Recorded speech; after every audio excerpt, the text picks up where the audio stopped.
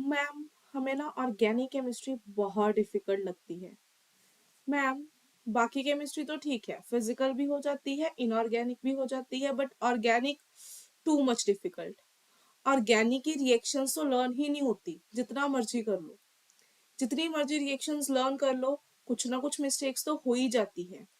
क्या आप लोग भी इन बातों से परेशान हो, या आपके भी सेम क्वेश्चंस हैं कि ऑर्गेनिक नहीं लर्न होती, बाकी जो मर्जी हो जाए, है ना? परी, welcome to Bansal Academy coaching classes. We are here to guide you कि ऑर्गेनिक केमिस्ट्री को कैसे स्टडी करना है, सो दैट ऑर्गेनिक केमिस्ट्री आपकी वीकनेस नहीं बल्कि स्ट्रेंथ बन जाए। So welcome to the channel. Here we are going to discuss about the common mistakes in organic chemistry and how to avoid them. So organic पढ़ते time हम ना कुछ common सी गलतियां कर देते हैं हम सारे ही, जिसकी वजह से ये एक मिथ बन चुका है कि ऑर्गेनिक केमिस्ट्री केमिस्ट्री का सबसे ज्यादा डिफिकल्ट पार्ट है। But no, this is not true. ऐसा कुछ भी नहीं है। ये सिर्फ आप लोगों के कंफ्यूजन या फिर मिसकॉन्सेप्शन है। ऐसी कोई बात नहीं है। ऑर्गेनिक केमिस्ट्री अगर मैं बोलूं is very very very easy, provided आपको इसको पढ़ने का तरीका आना चाहिए और इसे अच्छे से पढ़ना है, मन लगा के। अब जो बातें बताने जा रही हूँ, अगर आप उसे ध्यान से सुनोगे, स्टार्टिंग से लेके वीडियो को एंड तक बिल्कुल वन बाय वन थिंग्स को अच्छे से सुनना और नोट करना, और अगर आप इन चीजों को अपनी लाइफ में ऑर्गेनिक करते टाइम यूज करोगे, गेन कर लोगे, देन आई एम श्योर कि आपको ऑर्गेनिक केमिस्ट्री में कभी दिक्कत नहीं आने वाली।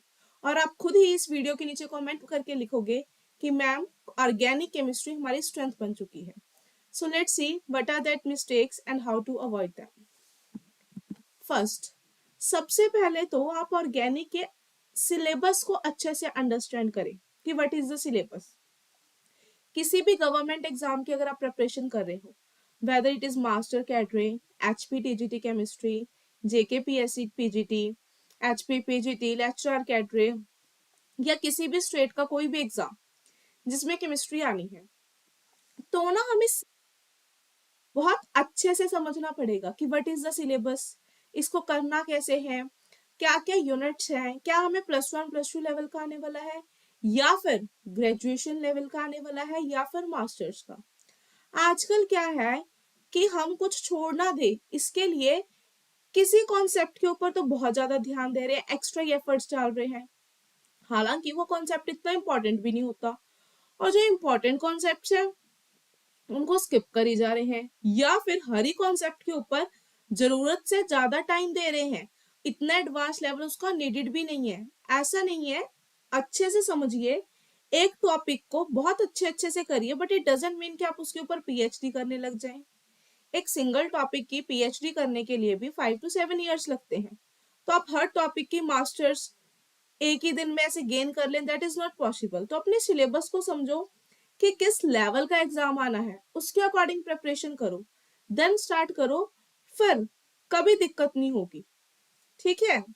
सो सेकेंड थिंग, अब ऑर्गेनिक केमिस्ट्री की एक सबसे इंपॉर्टेंट बात क्या है, every topic is inter related. Her topic आपस में रिलेट करता है। अगर मैं आपको एग्जांपल दूं फिजिकल केमिस्ट्री की, फिजिकल केमिस्ट्री में फॉर एग्जाम्पल मैं रैंडमली कुछ चैप्टर्स के नाम देती हूँ। Chemical kinetics is there, thermodynamics is there, electrochemistry is there, solution is there. कोई स्टूडेंट होगा जिसको केमिकल काइनेटिक्स इजी लगती है, तो वो अपनी प्रिपरेशन केमिकल काइनेटिक्स से स्टार्ट कर सकता है, नो इशू। सेकेंडली, ऐसा भी कुछ होगा जिसको सॉल्यूशन चैप्टर इजी लगता है, तो वो अपनी प्रिपरेशन सॉल्यूशन से कर सकता है, तो भी कोई दिक्कत नहीं। एंड थर्ड, कोई स्टूडेंट है प्रिपरेशन स्टार्ट कर रहा है, तो भी कोई दिक्कत नहीं। बट ऑर्गेनिक देगा, ऐसा नहीं है कि पहले आप हैलोल्केन हैलोरिन चैप्टर पढ़ रहे हो, सेकंड नंबर पे रिएजेंट कर रहे हो, थर्ड पे स्टीरियो कर रहे हो, फोर्थ पे जाके जीओसी। नहीं, ऑर्गेनिक केमिस्ट्री का हर एक टॉपिक आपस में इंटर रिलेटेड है। इट अगर मैं बात करूं, सबसे पहले जब भी किसी को ऑर्गेनिक स्टार्ट करनी है, you must have to do GOC, that is general organic chemistry. आपको GOC को बहुत डिटेल में करना है।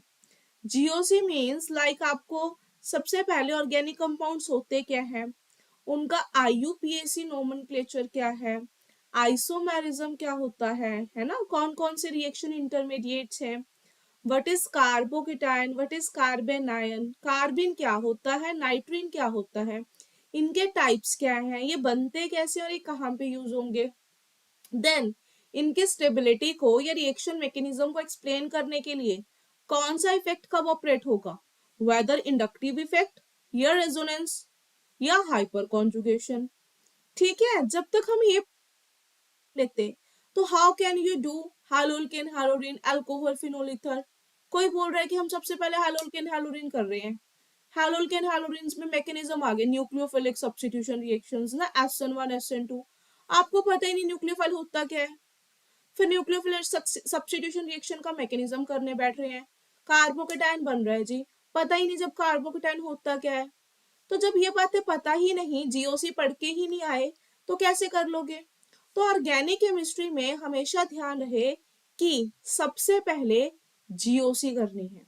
जीओसी के अंदर जो मैंने टॉपिक्स बोले वो सारे, एक्सेप्ट दैट एरोमेटिसिटी। और कोशिश करो, अगर आपका लेवल एग्जाम का लेवल अच्छा, मास्टर्स लेवल का है, ठीक है, तो स्टीरियो भी साथ ही में कर लो। जीओसी और स्टीरियो ये करने के बाद नेक्स्ट कॉन्सेप्ट उठाना, whenever you do GOC aromaticity and stereochemistry। फिर ना आप स्टेप वाइज चैप्टर के ऊपर जाओ, स्टेप बाय स्टेप। लाइक सबसे पहले आपको हाइड्रोकार्बन्स कर लो, देन आप हैलोल्केन हैलोरीन कर सकते हैं, हैलोल्केन हैलोरीन्स के बाद you can do alcohol phenol ether, और अल्कोहल फिनोल ईथर करने के बाद you can do aldehyde, ketone and carboxylic acid. और जब ये हो जाए, इसके बाद you can do compound containing nitrogen, that is amines, aniline etcetera. फिर जब आपने एक बार स्टेप बाय स्टेप इनको स्टडी कर लिया, then you can go for reagents, है ना, अलग अलग रिएजेंट्स। जैसे वैसे तो इसमें ही है, फॉर एग्जांपल आप लिथियम एल्यूमिनियम हाइड्राइड के बारे में पढ़ रहे हो, आपको यहाँ पे बहुत सारी एप्लीकेशन उसकी पता लग जाएगी कि कहाँ कहाँ पे रिडक्शन यूज हो रहा है। बट स्टिल सिर्फ इतना ही नहीं, उसकी बहुत सारी नंबर ऑफ एडवांस्ड एप्लीकेशंस है, तो वो आप रिएजेंट्स चैप्टर में डिटेल में पढ़ लोगे, है ना। तो इंटर रिलेटेड है और उसको एक सीक्वेंस में करना बहुत इंपॉर्टेंट है। ऐसा नहीं कि पहले रिएजेंट्स पढ़ लिए फिर एल्डिहाइड कीटोन पढ़ रहे हैं लास्ट में जीओसी कर रहे हैं, नहीं, तो ऐसा नहीं होना चाहिए। ठीक है, सो हर टॉपिक एक सीक्वेंस में पढ़ना है, प्रॉपर सीक्वेंस फॉलो होना चाहिए। This is the very first thing that you must have to take care. Next, second, improve your basics। अब ऑर्गेनिक केमिस्ट्री में दिक्कत उन्हीं को आती है जिनको जीओसी नहीं आती। लेट अस से आप ऑर्गेनिक केमिस्ट्री को प्रिपेयर करने के लिए आपके पास 4 मंथ का टाइम है to complete the whole organic chemistry. तो ना सबसे पहले जीओसी को बहुत टाइम दो। जनरली आपने देखा होगा जब भी आप लेक्चर्स देते हैं या फिर कोई भी टीचर लेक्चर करवाता है, वो जीओसी के ऊपर बहुत टाइम स्पेंड करवाते हैं। कुछ स्टूडेंट्स, ये मैं पर्सनल एक्सपीरियंस से भी बता रही हूँ, कि ये बोलते हैं कि मैम जीओसी के ऊपर ही आपने 1 मंथ लगा दिया, 3 मंथ में सिलेबस बाकी कैसे कंप्लीट करेंगे। बट दे डोंट अंडरस्टैंड कि जीओसी ना आपका बेसिक है। फिर से वही बात रिपीट कर रही हूँ, जब आपको इंटरमीडिएट ही नहीं पता रिएक्शन में क्या इंटरमीडिएट बनना है ना, रिएक्शन इंटरमीडिएट बन चुका है, फिर आपको यही नहीं पता कौन सा इफेक्ट लगना है, आपको पता ही नहीं एरोमेटिक कंपाउंड क्या होता है, तो रिएक्शन, जब रिएक्शन के इंटरमीडिएट्स रिएक्शन को स्टेबिलिटी प्रोवाइड करने वाले इफेक्ट्स रिएक्शन के टाइप्स ही नहीं जानते, तो रिएक्शन मैकेनिज्म कैसे कर लोगे। और जब रिएक्शन मैकेनिज्म ही नहीं आते, तो अलग अलग रिएक्टेंट प्रोडक्ट्स उनकी कन्वर्शंस कैसे ही कर लोगे। तो आपके बेसिक को स्ट्रॉन्ग करना बहुत जरूरी है। तो मैं बात आती हूँ, अगर आपके पास 4 मंथ भी हैं किसी को प्रिपेयर करने के लिए, लेट अस अज्यूम, तो आप एटलीस्ट 20 to 25 डेज जीओसी को दो। जीओसी को वर्ड टू वर्ड पढ़ो, हर एक कॉन्सेप्ट को अच्छे से पहले तो सीखो, फिर हर एक कॉन्सेप्ट को अप्लाई करना आना चाहिए, क्वेश्चन प्रैक्टिस जबरदस्त कर दो, ताकि कोई दिक्कत ये जीओसी स्ट्रॉन्ग होगी ना, आपकी हाफ ऑर्गेनिक केमिस्ट्री खत्म। दोबारा रिपीट करती हूँ, जिस दिन आपने ये 20 to 25 डेज पूरी मेहनत से अच्छे से जीओसी कर ली ना, तो आपका हाफ वर्क यहीं पे खत्म हो गया। आपको फर्दर तो टेंशन लेने की नीड ही नहीं है। जिस स्टूडेंट को जीओसी अच्छे से आ गई ना, उसको थोड़ा बहुत टाइम लगेगा हाइड्रोकार्बन समझने में। अब एक बार हाइड्रोकार्बन एक्शन मैकेनिज्म में पकड़ आ गई, फिर आगे वाले जो 4 चैप्टर्स हैं, haloalkanes, haloarenes, aldehyde, ketones, alcohol, phenol, ether, carboxylic acid, amines, ये तो ऐसे ही चलेंगे, क्योंकि कॉन्सेप्ट पता है, कॉन्सेप्ट कैसे अप्लाई करना है वो सीख लिया, फिर हर जगह पे सेम ही है, एक दो बातें ही नहीं है। ठीक है, तो इट इज वेरी इंपॉर्टेंट कि अपना बेसिक स्ट्रॉन्ग करो। जीओसी के बिना ओसी करना मुश्किल है। अगर आपकी ऑर्गेनिक केमिस्ट्री करनी है तो उसके आगे जी, that is general organic chemistry, तो सीखना ही पड़ेगा। विदाउट दिस जी आपकी ऑर्गेनिक केमिस्ट्री की कोई एग्जिस्टेंस नहीं है। ठीक है, तो फर्स्ट काम जब भी ऑर्गेनिक स्टार्ट करो, give your full time to general organic chemistry. Next, then है प्रैक्टिस रिएक्शन मैकेनिज्म। अब मैक्सिमम टाइम स्टूडेंट्स क्या मिस्टेक करते हैं, बट दे डू रिएक्शंस शुरू कर देते हैं। उनको पता है, लेटर से मैं आपको एक एग्जांपल देती हूँ, वो क्या करेंगे, मान लो मार्कोनिकॉफ रूल है। आई होप जो शेयर कर रहे हैं, मार्कोनिकॉफ रूल हर किसी को पता होगा कि if you want to add attacking reagent to unsymmetrical double bond, अगर आप किसी अनसिमेट्रिकल डबल बॉन्ड में, लेटर से ये ले लिया, इसमें कोई अटैकिंग रिएजेंट ऐड करना चाहते हैं, रिएक्शन कैसे होगी कि negative part, that is be are negative of the attacking reagent will go to that carbon atom which contain lesser number of hydrogen, तो इन दोनों में से कम हाइड्रोजन तो इसके पास है, तो यहाँ पे क्या, and positive part of attacking reagent will go to that carbon atom which contains more number of hydrogens, तो ये यहाँ पे बन गया। आई थिंक सबको आता होगा। अब ये इतनी सी बात याद कर लेंगे, क्रैम कर लेंगे, हो गया। फिर इसी बात पे ना मैं आपको क्वेश्चन देती हूँ, CH3 C CH3 CH3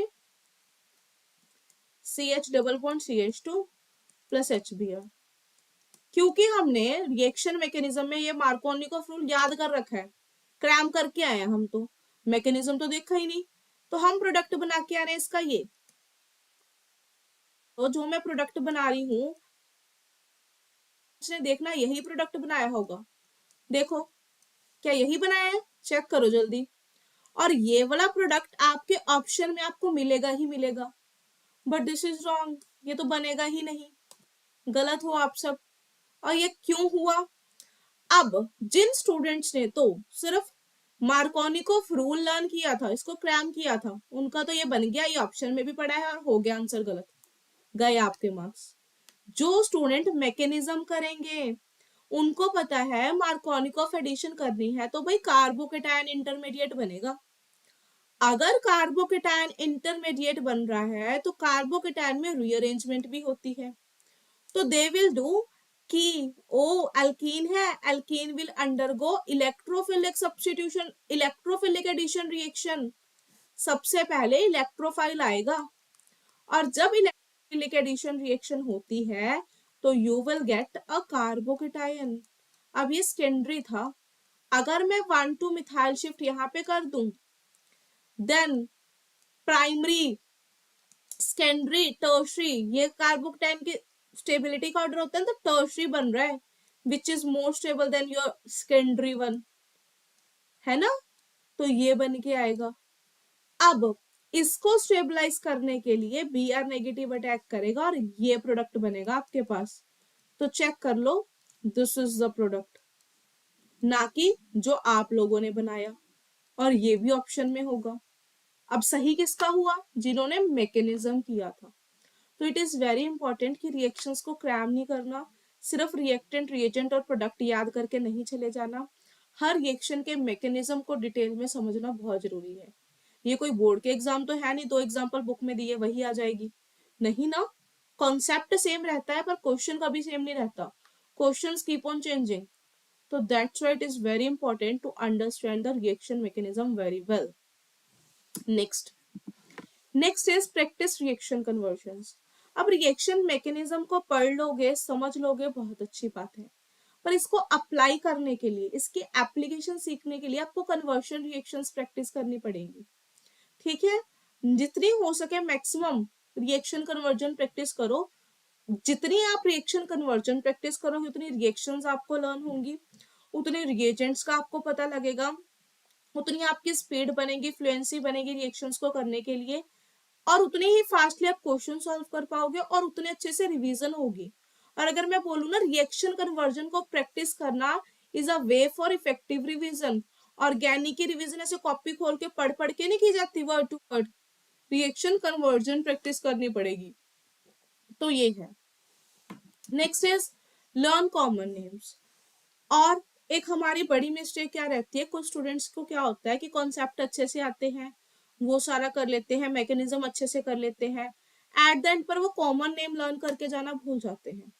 for example अगर मैं बात करूं, सिंपल SN1 रिएक्शन है, आपको SN1 अच्छे से आती है, न्यूक्लियोफिलिक सब्स्टिट्यूशन, SN1 की आपको है, each and everything is clear.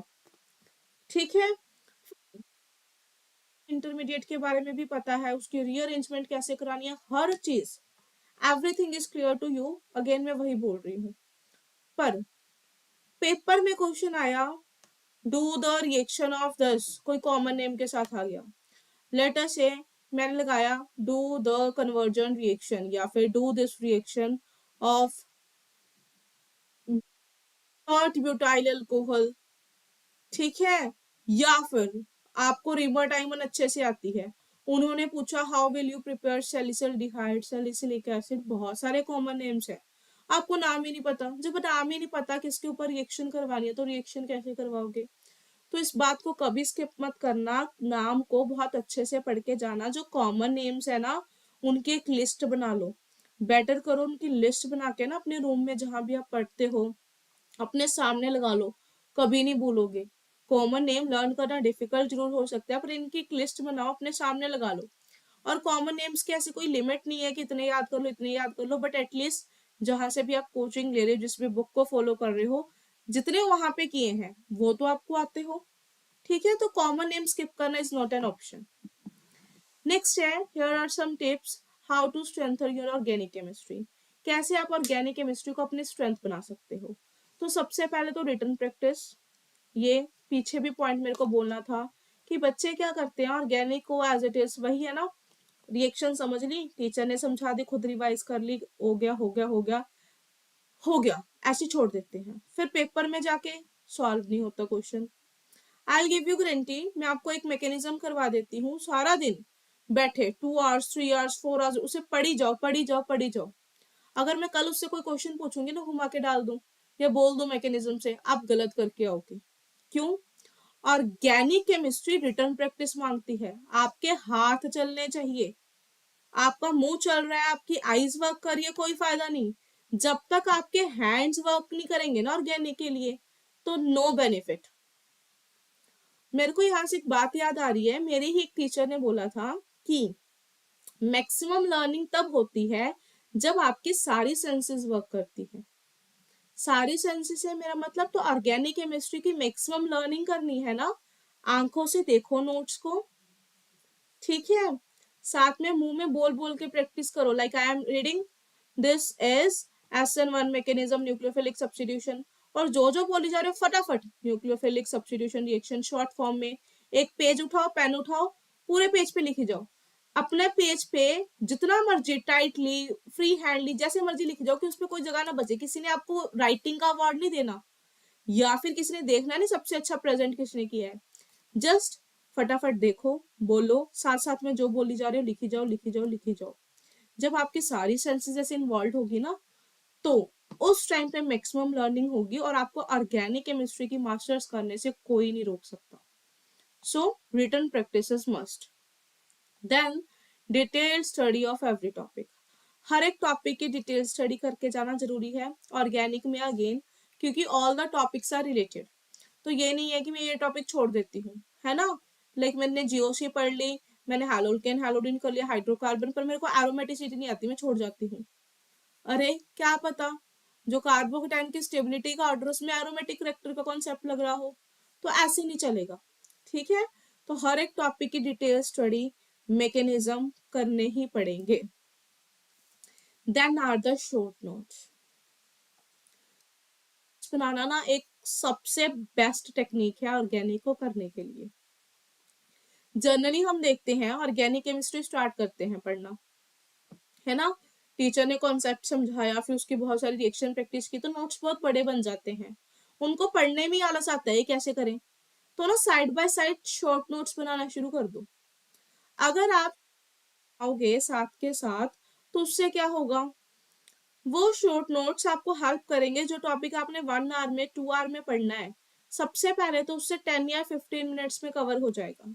और अगर उसे डेली के डेली भी रिवाइज करोगे तो कोई दिक्कत नहीं, डेली के 5-10 मिनट्स तो निकाल ही सकते हैं ना। तो ऐसे ना बहुत बेनिफिट मिलता है, ये मैं अपने पर्सनल एक्सपीरियंस से बता रही हूँ। When I was preparing for my CSIR net, मैं भी शॉर्ट नोट्स बनाती थी। मैं आपको पिक्चर भी दिखाती हूँ कि मेरे शॉर्ट नोट्स कैसे थे। जैसे फॉर एग्जाम्पल यहाँ पे जो मैंने 3 पिक्चर्स अटैच किए हैं, ये सारे मेरी ही शॉर्ट नोट्स बनाए गए हैं। अगर आप देखोगे ये मेरे रिएजेंट के शॉर्ट नोट्स हैं। तो मैंने एक रिएजेंट लिखा है, उसका नाम लिखा है और वो क्या काम करता है बस इतना लिखा है। मैं डेली इनको रिवाइज करती थी, तो मेरे को अपने पेपर में ना बिल्कुल दिक्कत नहीं है कि कौन सा रिएजेंट क्या वर्क करेगा। नेक्स्ट आप ये देखोगे हमने कार्बोकेटाइन के ऊपर, है ना, ये कार्बन आयन के ऊपर, ये बेंजाइन के ऊपर ये वाले शॉर्ट नोट्स बनाए हैं। इनमें भी कोई दिक्कत नहीं है। मतलब अगर आप देखोगे कार्बोकेटाइन, अगर मैं अपने नोट्स की बात करूँ ना, कार्बोकेटाइन मेरे नोट्स में अराउंड 25 to 30 पेजेस में आया था। पर उन सारे 25 to 30 पेजेस की समरी मैंने एक शीट पे लिख दी। ध्यान से देखो, एक शीट पे, उसकी भी इतनी स्पेस खाली है। ठीक है, अब उन 25 to 30 पेजेस पढ़ने को मेरे को 2-3 आवर्स लगते थे, इसको पढ़ने को 5 मिनट भी नहीं लगते। मैं डेली रिवाइज करती थी, क्या कार्बोकेटाइन है, क्या कार्बन आयन है, क्या बेंजाइन है, और ये मेरे टिप्स पे हो गया और ऑर्गेनिक में मेरे मार्क्स अच्छे आ गए। एज अ रिजल्ट मेरा एग्जाम क्वालिफाई हो गया। तो ये आपके लिए है। और इवन की मैंने जब अपने स्टूडेंट्स को ये बात बताई, जिन्होंने मेरी बात मानी, ठीक है, वो खुद बोलते हैं कि मैम यस, आपकी बताई हुई बातें फॉलो करने से हमारी ऑर्गेनिक अच्छी होगी। नेक्स्ट मैं आपको कुछ नोट्स की पिक्चर्स दिखा रही हूँ जो मेरे स्टूडेंट्स की हैं, मेरी नहीं है। ठीक है, उन्होंने मेरी बात मान के वो शॉर्ट नोट्स बनाए, और एज अ रिजल्ट वो ऑर्गेनिक को बहुत इजीली कर लेते हैं। And organic chemistry is their favourite part. Like these are some pictures, ये भी मेरे किसी स्टूडेंट की पिक्चर है, ये भी स्टूडेंट के शॉर्ट नोट्स है। एंड दिस इज ऑल्सो, इन्होंने क्या किया, अच्छे से शॉर्ट नोट्स बनाए अपनी दीवारों पे, अपनी अलमीराज पे, जहां पे भी पेस्ट किया, और डेली डेली रिवाइज करना शुरू किया। और इस तरीके से अभी ऑर्गेनिक में बिल्कुल अच्छे हो चुके हैं, स्मूथ हो चुके हैं, इनको कोई दिक्कत नहीं है कि ऑर्गेनिक केमिस्ट्री डिफिकल्ट है, मुश्किल है, ऐसा कोई प्रॉब्लम ही नहीं है। ये ऑर्गेनिक केमिस्ट्री को ना इंजॉय करके सॉल्व करते हैं। तो सेम आपके साथ होगा। नेक्स्ट है क्वेश्चन प्रैक्टिस। शॉर्ट नोट्स बना लिए, डिटेल्ड स्टडी कर ली, ओके है, पर इनको पढ़ने से कुछ नहीं होगा जब तक क्वेश्चन प्रैक्टिस नहीं होती। Question practice is must. Concept सीखना अलग बात है, अप्लाई करना ना अलग बात है। अप्लाई करना तभी सीखोगे जब क्वेश्चन प्रैक्टिस होगी, शॉर्ट नोट्स की डेली रिवीजन होगी। तो क्या करो, सबसे पहले डीप स्टडी करो कॉन्सेप्ट की, उसके नोट्स बनाओ, नोट्स को बार बार रिवाइज करो, फिर नोट्स से एक शॉर्ट नोट्स प्रिपेयर करो, उनको डेली रिवीजन दो, और साथ के साथ अपने question practice, previous year questions, DPS जो डेली प्रैक्टिस शीट्स मिलती हैं उनको सॉल्व करते जाओ करते जाओ करते जाओ। और इस तरीके से आप भी कुछ ही दिनों में ऑर्गेनिक केमिस्ट्री में मास्टर प्रो बन जाओगे, और आप खुद ही आके यहाँ पे लिखने वाले हो कि यस, ऑर्गेनिक केमिस्ट्री हमारी वीकनेस नहीं, हमारी स्ट्रेंथ है। ठीक है, तो इन सब बातों को फॉलो करो और देख लेना रिजल्ट क्या मिलने वाला है। ठीक है, तो देख लेते हैं कुछ ही दिनों में कि क्या रिजल्ट मिलने वाला है। Thank you for watching this video, keep learning.